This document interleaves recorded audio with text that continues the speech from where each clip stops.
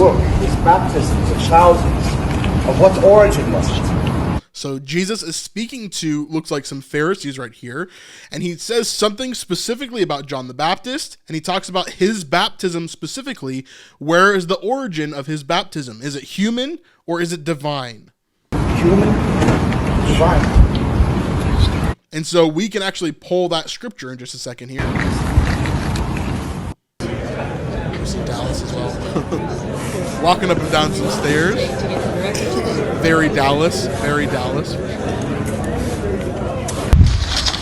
And here we have this script. Again, I wish I could like take this and enhance it and read part of the script.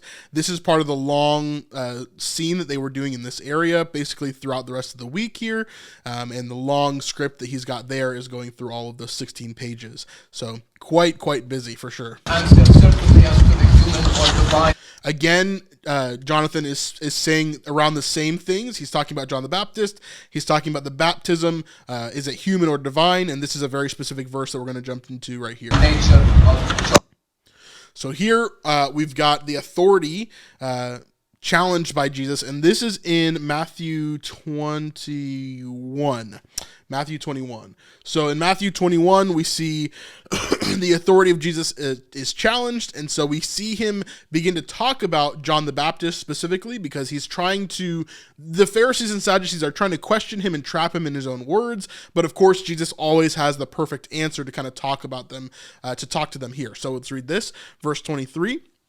And when he entered the temple, the chief priests and the elders of the people came up to him, and he was teaching and said, "By what authority are you doing these things, and who gave you this authority?" So they're questioning him. They're trying to trap him, right? They're trying to see if he'll answer this question. Because if he does, no matter how he answers it, it's going to be an issue, right? But Jesus is obviously smarter than that. So he says, Jesus answered them, "I will also ask you one question. And if you tell me the answer, then I will also tell you by what authority I do these things." So question for question, you know. 25, the baptism of John, from where did it come? From heaven or from man? And they discussed it among themselves, saying, "If we say from heaven, he will say to us, 'Why then did you not believe in him?' But if we say from man, we are afraid of the crowd, for they all hold that John was a prophet." So no matter how we answer, there's going to be consequences to our answer here. So they answered Jesus, "We do not know." And he said to them, "Neither will I tell you by what authority I do these things." So Jesus very easily outsmarts them here. So again, this is kind of building on our thought process that we had earlier, that Jesus is here and he is having this discourse with the Pharisees. Maybe this is sort of like a montage moment where he's in the temple several different times, several different areas, and talking about these things over and over again. Maybe this is one gigantic scene that is all in one place at one time, and it's all happening all together, and they could be mashing a bunch of these different scriptures together. So we'll have to see, as we get closer to season 5. I hope you're enjoying this little excerpt of our live stream that we do every single Sunday night. If you want to see the entire live stream with all the behind the scenes that we broke down and went into scriptures and a bunch of different stuff, you can go over to snipesupport.com. As low as $5, you can support us, help us to keep making more videos like this, and even see that full live stream and a ton of other content over there. So if that interests you, definitely go over to snipesupport.com, and it would really help us out. All right, let's get back to the video. Okay, again, Jesus is teaching here, and we'll come back to this in just a second. Jesus there, around with a crowd of people. Apostles in the back there. A bunch of the extras, of course, right there. Okay, so let's go back here before we get to the scripture. Let's look at this one more time. Okay, so if we look at these monitors, I think there's a reason why Dallas is showing us this. I don't think it's just random that he's showing us this, but maybe it is. Maybe he just didn't think about it. So right here, what we're seeing is Jonathan. We're seeing a bunch of people around him. We're seeing the apostles up near the temple, okay? We're seeing Jesus in the center there, and we see Alan, who is the set decorator, okay? He's the set kind of coordinator. He's the one that makes sure the sets always look the same, that they're going to be correct on camera, that the spacing between the different booths or chairs and tables and different things like that is perfect for on camera, okay? Right now, what he's doing as the set designer is he is bringing in sand to put in front of Jesus, okay?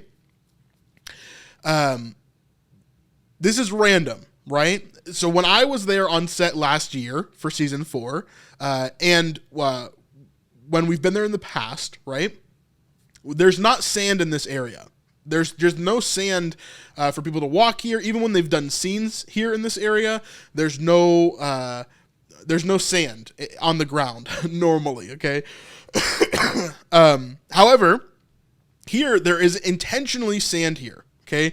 Why would they put sand there? Well, in my mind, there's really only one Bible verse that would fit in this place, in this time, for this purpose, that would fit that. And that, to me, is most likely John chapter 8.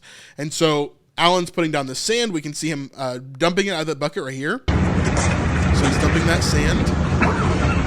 And then we can see him raking it right here. So zooming in, we can see him raking that sand right there in front of Jonathan, making sure it's all smooth and nice. Jonathan's making sure he steps around it so he's not disturbing the sand. Why would he do that if it's just sand for him to walk on, right? There must be an intentional reason for this sand, right? And so for me, this immediately jumps out to be John chapter 8. Now let's actually jump over to this one so you can see a bit better. Let's go back to John chapter 7. So at the very end of John chapter 7, you see this title here. Now, this is an interesting kind of biblical thing here that happens because some people will like that the woman of adultery is in the scriptures, and some people will not, because in certain manuscripts, it does not have this story in it. So, for example, right here, the earliest manuscripts do not include this in the Bible. However, most people will conclude that, yes, this was part of the scriptures. However, for whatever reason, they were excluded in those earlier manuscripts, okay? So we do see that here. I just wanted to mention that before we get into the story, just so we can talk about that at a later date. But John chapter 8, let's kind of read through some of this here. But Jesus went to the Mount of Olives early in the morning. He came again to the temple. Okay, so he's at the temple. All the people came to him, and he sat down and he taught them. Okay, the scribes and the Pharisees brought a woman who had been caught in adultery, placing her in their midst. They said to him, "Teacher, this woman has been caught in the act of adultery. Now in the law, Moses commanded us to stone such women. So what do you say?" So what is Jesus going to do here? He has a choice. He either stones her or he doesn't, and he has to figure out what to do here, right? Now, of course, Jesus obviously has a plan for this, but in this moment here, we could definitely see how this scene could be a piece of what we're seeing here, right? We see all of these people around as Jesus is teaching, and then we see easily, we could see that the Pharisees come into this conversation, they come into the midst of the teaching, and they drop off this woman who has just been caught in adultery. We know that this happens at the temple. And with the atmosphere of everything else that we've been seeing, with Jesus talking about John's baptism, with him arguing with the Pharisees using part of Matthew 23, right? All of this kind of culminates in this big moment here where this could be the climax of this scene where everybody has been waiting to see this scene for years and years and years. But we thought that maybe the time had passed because this doesn't technically happen during Holy Week, right? It happens in John chapter 8. So it's a bit different than what we would expect to see kind of coming into this. So let's jump into the scripture again. So the law of Moses commands us to stone her. What do you say?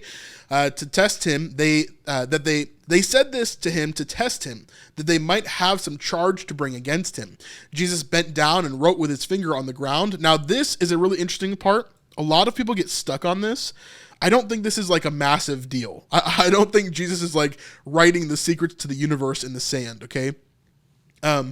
He's just writing something on the ground, and we don't know what that is. There's a lot of pastors in the past, who have kind of taken this out of context and used this as like, Jesus said this in the sand, and this is why this whole passage, blah, blah, blah, blah, blah, right? We do not know what Jesus wrote in the sand. We just don't.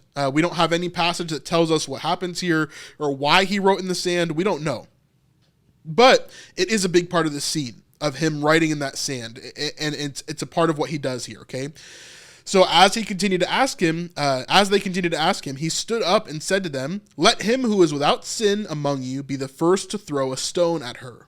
And once more he bent down and wrote on the ground. So again, he's writing on the ground, but we don't know what he wrote.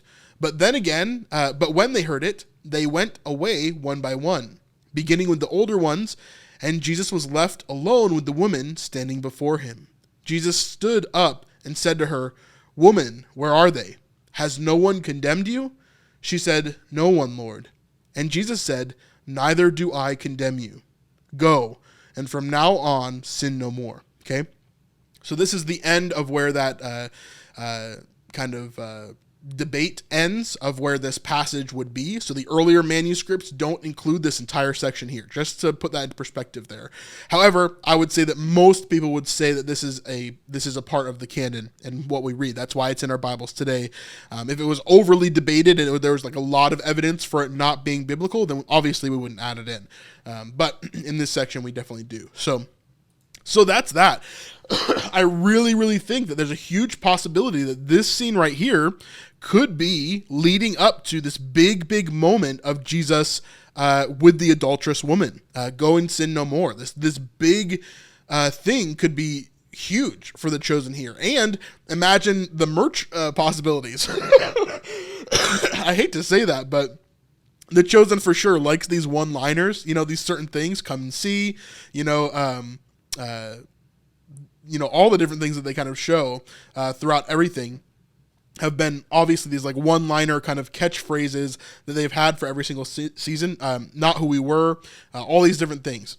And so now it could be, go and sin no more. Definitely another opportunity there.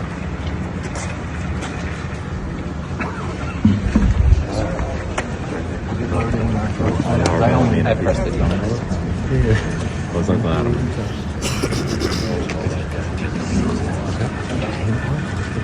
Yep. Really, really, really interesting stuff there. So I wonder what's going to happen. Thanks for watching this video all the way to the end, and YouTube thinks that you'll like this video next. So go ahead and go over there.